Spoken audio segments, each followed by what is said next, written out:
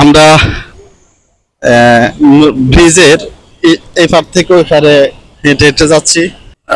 এই ব্রিজটা আসলে অনেকটা টেকসই, এটা আমি যতটুকু জানতে পারলাম যে এটা 90 কিংবা 91 এরশাদের ক্ষমতা ছিল তখনকার সময় ব্রিজটা করা।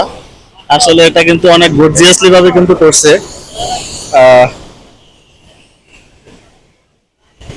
এই জন্য কিন্তু এই ব্রিজটা ঠিক আছে। যেমন মুসাফির ব্রিজটা আপনারা ইতিমধ্যে জানেন যে এই ব্রিজটা কিন্তু ইতিমধ্যে ভেঙে একেবারে পানির সাথে বিলীন হয়ে গেছে।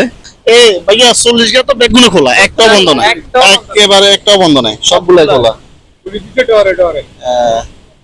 একটাও বন্ধ নাই। কিভাবে পানি যাইতেছে দেখছেন, কত স্পিডে পানি যাইতেছে। হ্যাঁ জোয়ার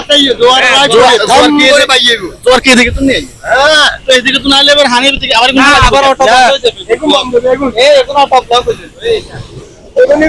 হাইড্রোলিক না তো খোলা খেলার লোকে কোনো অটো না না মিলে বন্ধ করতে হয় বন্ধ করে ঠিকঠাক এরকম বন্ধ করে এখানে তো ভয় লাগে, কিন্তু কইতে ভয় লাগে। মোবাইল আন হয়ে গেলে কত বিপদ। না না এমনি তো কইতে পারবো ভাই, মোবাইল লাগে মোবাইল যদি মোবাইল হয়ে যায়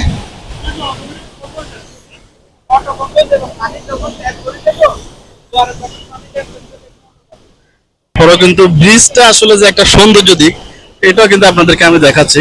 অনেক সুন্দর লাগে ব্রিজটা, ব্রিজের ভিউটা আসলে অনেক ভালো আসতেছে।